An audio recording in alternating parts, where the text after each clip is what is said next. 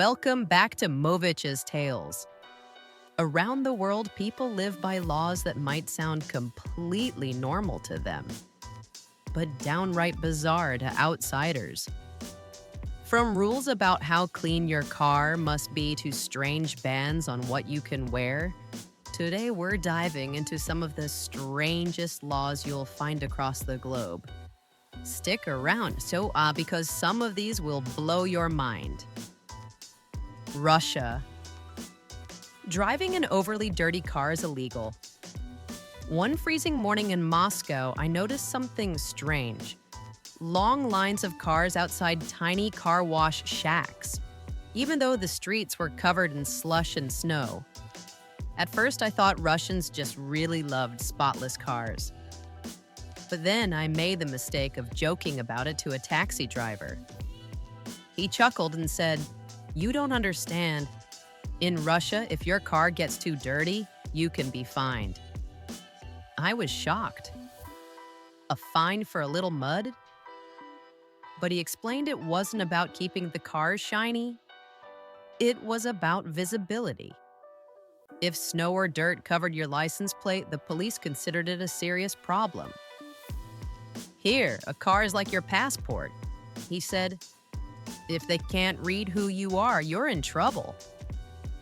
Later in St. Petersburg, I saw the rule in action. Drivers were queuing up in the freezing cold to wash their cars, even though they knew the snow would splash them dirty again within minutes. Curious, I asked one man why he bothered. He shrugged and replied, "Cheaper than the fine, my friend." That moment stuck with me. It wasn't about clean cars at all. It was about the way rules tie into daily life. In Russia, even something as simple as dirt on your car can become a matter of law. Australia. No changing light bulbs without a license. When I first landed in Australia, I thought I was prepared for all the cultural quirks. I knew about the kangaroos, the barbecue culture, even the slang. But nothing could have prepared me for the day I realized that once upon a time, changing a light bulb in Australia actually required a licensed electrician. I remember standing in a small apartment in Melbourne, staring up at a burnt-out bulb in the ceiling. Instinctively, I pulled over a chair, ready to swap it out like I always do at home. But then my Aussie friend burst out laughing. "Mate, back in the day, you'd be breaking the law right now." He went on to explain that until 1998, it was illegal for regular people to change certain types of light bulbs themselves. You needed a certified electrician, otherwise you could be fined. At first, I thought he was joking. Who in the world calls an electrician just to change a bulb? But it was true. The law was rooted in safety concerns. Australia has very strict electrical regulations, and authorities believed even something as small as a light bulb could be dangerous in untrained hands. Hearing this, I couldn't help but laugh. I imagined some poor Aussie family sitting in the dark, waiting hours, maybe even days, for an electrician to come just to twist in a new bulb. Can you picture that? Dinner by candlelight. Not because it's romantic, but because the law demanded it. Of course, the rules have since relaxed, and today, Australians can change most bulbs on their own. But the story stuck with me. It reminded me of how different countries view safety and responsibility. What feels like common sense in one place might be a legal issue somewhere else. So if you ever find yourself in Australia, you won't get into trouble for changing a light bulb these days. But it's a funny reminder that every culture has its quirks. And sometimes the smallest things can spark the biggest surprises. Singapore, no chewing gum. The first time I landed in Singapore, I made a rookie mistake. I popped a stick of gum into my mouth before leaving the airport. Almost immediately, my local friend gave me a wide-eyed look and whispered, "Spit it out, now." I was confused. Gum? What's the big deal? But then he explained, chewing gum has been banned in Singapore since the 1990s. Not because it's unhealthy, but because people used to stick it everywhere. Ahoy! On trains and elevators, under seats. It caused endless mess and even damaged the city's brand new subway system at the time. The government decided enough was enough. They banned the import and sale of chewing gum completely. These days, only medical gum is allowed, and you won't find a pack at your local store. I still remember walking around the spotless streets of Singapore, realizing I hadn't seen a single gum stain anywhere. For a country that prides itself on cleanliness and order, it made perfect sense. And for me, it was a funny reminder that even the smallest habits, like chewing gum, can clash with a nation's value.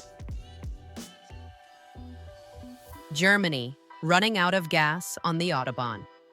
When I first drove on the German Autobahn, I was excited like a kid in a candy shop. No speed limits, smooth highways. It felt like driving freedom at its finest. But before my trip, a German friend gave me one very serious warning.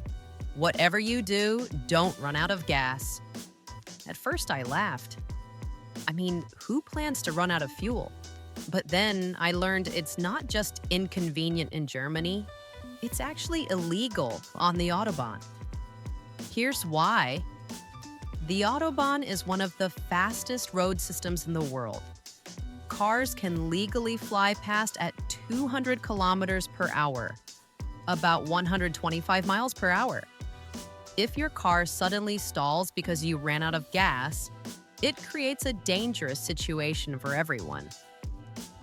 Stopping in the middle of such high-speed traffic is considered preventable negligence.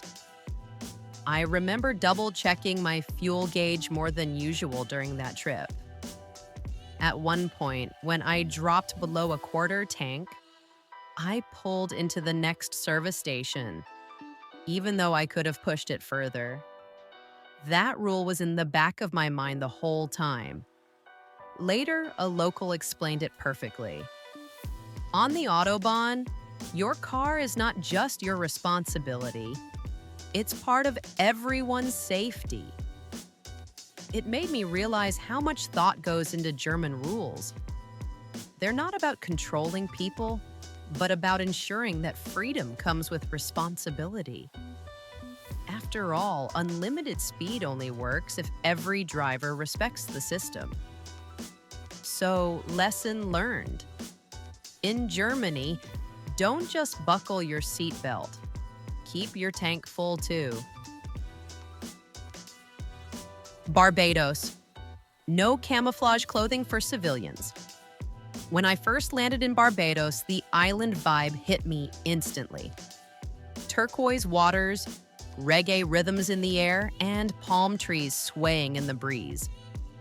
Like many travelers, I wanted to blend into the relaxed tropical scene. So naturally, I packed some shorts, t-shirts, and my favorite camouflage hat. Big mistake.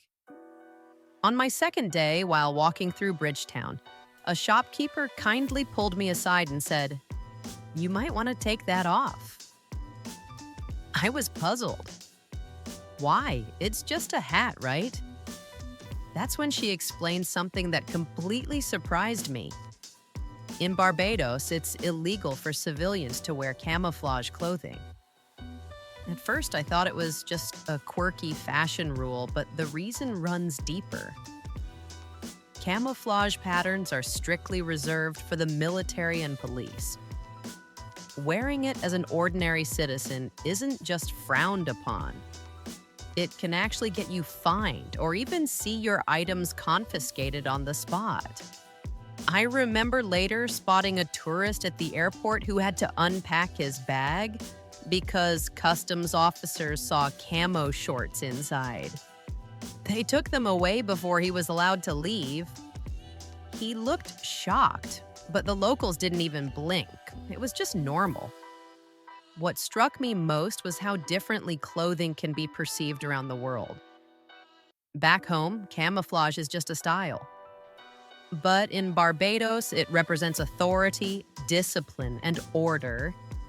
And pretending to have that look, even unintentionally, crosses a cultural boundary. From then on, my camo hat stayed buried at the bottom of my suitcase. And it taught me an important lesson.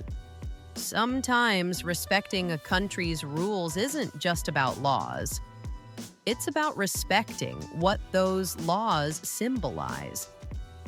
So if you ever head to Barbados, pack your flip-flops, pack your sunscreen, but leave the camo gear at home. Belarus. Clapping in public can be illegal. When I first visited Minsk, I noticed something unusual about public gatherings. People would stroll, chat, maybe nod in agreement at a speech or a performance. But there was one thing I didn't see much of: clapping. At first, I thought it was just cultural, like maybe they preferred polite nods instead of applause. But later, I discovered the real reason, and it left me stunned. In Belarus, clapping your hands in public has actually been restricted by law. It sounds almost unbelievable, right? But it all traces back to political protests. Years ago, demonstrators began using silent clapping as a peaceful way to express dissent. Instead of shouting slogans or holding big signs, they simply gathered and clapped. It was subtle, powerful, and hard to silence. The government, however, didn't see it as harmless. They cracked down, and suddenly, even something as innocent as applause could be considered an act of protest. People were fined and in some cases even arrested for clapping in the streets. I remember a local guide telling me, half jokingly, "Here, you can clap at a concert, but don't clap in the square." I laughed at first, but the seriousness in his eyes made me realize he wasn't entirely joking.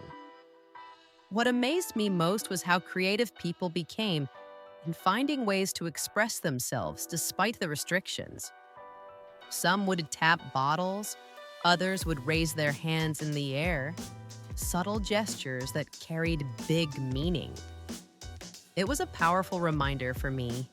Something as small and ordinary as applause, something we do almost without thinking, can take on an entirely different weight depending on the context. In Belarus, it wasn't just noise, it was a statement.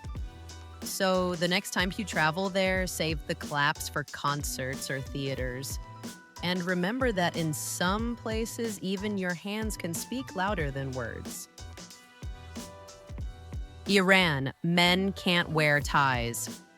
When I first arrived in Tehran, I packed what I thought was a safe, respectable outfit: a clean white shirt, dark trousers, and a simple tie.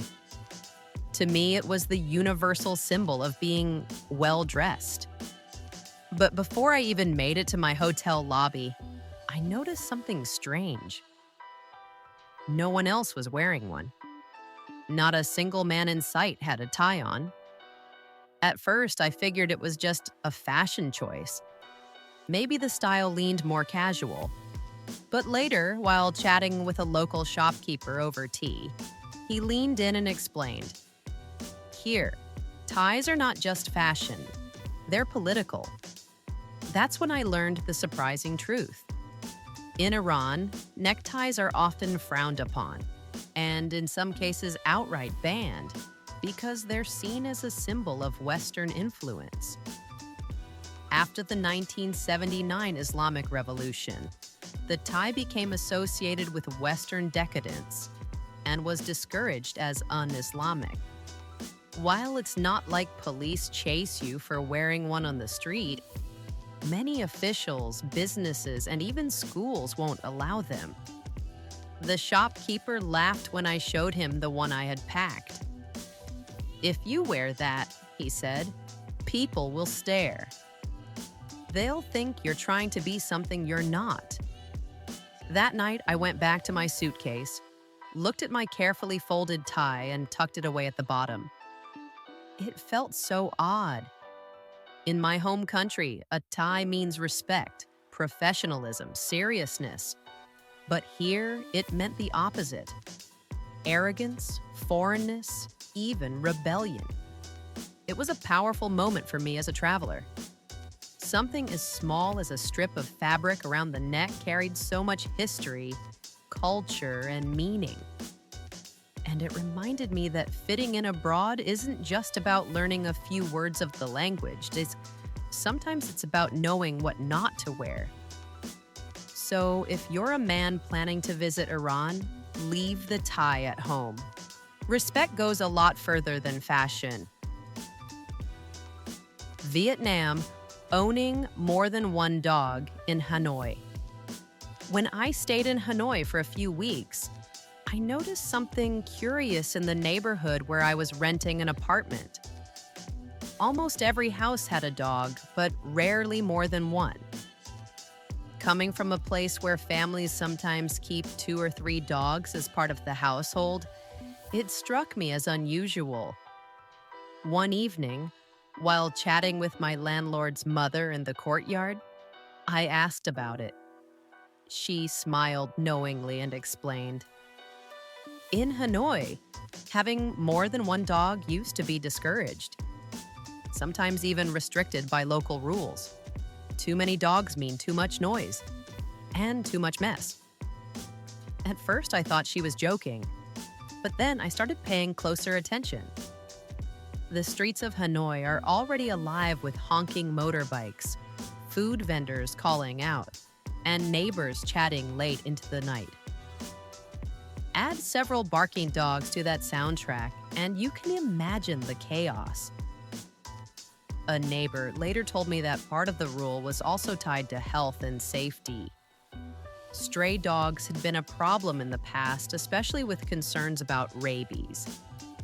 Limiting households to one dog was a way to control the population and keep the city cleaner. I remembered one afternoon, standing at a street-side post stall when a little boy was walking his tiny fluffy dog. Another man passing by teased him, asking, "Is that your only one?" The boy laughed and shouted back, "Of course! I don't want the police to come." Everyone nearby chuckled, but beneath the humor, the rule was real. For me, it was a reminder that something as simple as pet ownership, something I never thought twice about, could look completely different in another culture. Back home, having 3 dogs might just mean you're an animal lover.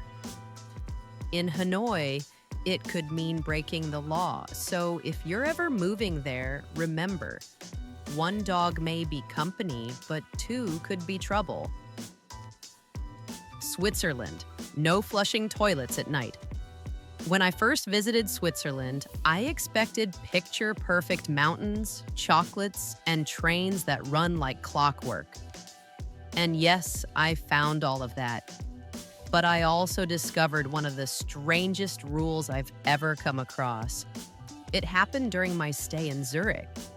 I had rented a small but cozy apartment in a quiet neighborhood. Everything felt so calm, almost too calm, like the entire city respected silence as a sacred thing. One evening, after a long day exploring the Alps, I got back to my apartment completely exhausted. I showered, had some Swiss chocolate, and finally dozed off. But around 1 a.m., I woke up, needing to use the bathroom. No big deal, right? Except when I flushed, my landlord, who lived upstairs, immediately knocked on my door. Half asleep and confused, I opened it. He whispered sternly, "Here in Switzerland, you cannot flush toilets after 10 p.m. in an apartment. It's considered disturbing the peace." I was stunned. Out of all the rules I expected to encounter, a toilet curfew was not one of them. Apparently, in many Swiss apartment buildings, late night flushing is seen as disruptive, especially because walls are thin and neighbors value peace and quiet above everything. Some buildings even have written house rules banning vacuuming, doing laundry, or even showering after 10 p.m. The next night, I tiptoed around like a secret agent in my own bathroom. I'd pour water slowly, avoid noisy taps, and pray I wouldn't need to flush until morning. At first, it felt ridiculous. But after a few days, I realized something. The silence in Swiss neighborhoods is unbelievably peaceful. You can hear the wind through the trees, the soft chiming of a distant clock tower, even the crunch of footsteps on snow. Still, let me be honest. Sometimes at 2 a.m., I really wished for just one quiet flush button. Thailand, don't step on money. One of the most surprising cultural lessons I learned in Thailand came from something I never would have thought twice about: money. It happened one busy afternoon in Bangkok. I was rushing to catch a tuk-tuk when a 20 baht note slipped out of my pocket and started sliding across the pavement. Without thinking, I instinctively put my foot on it to stop it from blowing away. Big mistake. Before I could even bend down to pick it up, I noticed people staring. A street vendor actually gasped, and another man shook his head in disapproval. I felt confused. It was just a banknote, right? Later, a local friend pulled me aside and explained why my tiny action had caused such a reaction. In Thailand, stepping on money is considered extremely disrespectful because the bills and coins carry the image of the king. The Thai monarchy is deeply revered, and anything that could be seen as insulting to the king, even accidentally, is taken very seriously. By placing my foot on that note, I wasn't just stepping on paper. In their eyes, I was dishonoring their beloved king. I suddenly replayed the scene in my head, realizing how bad it must have looked. And let me tell you, I felt embarrassed. What was normal behavior for me? Something I might casually do back home without a second thought? Was a cultural faux pas in Thailand. From that day on, I treated Thai currency with extra care. If I dropped a coin or a bill, I'd gently pick it up with my hands, never my feet. And honestly, the experience taught me something bigger. Respect in Thailand isn't just about people. It extends to their symbols, traditions, and heritage. It was a powerful reminder that when you travel, even the smallest action can carry a meaning far deeper than you realize. And that's it for today's journey through some of the world's strangest laws. Which one shocked you the most? Let me know in the comments below. I love reading your thoughts. If you enjoyed this video and want more fun stories about culture, travel, and life around the world, don't forget to hit the like button, subscribe, and ring the notification bell so you never miss an episode of Movich's Tales. Thanks for watching, and I'll see you in the next one.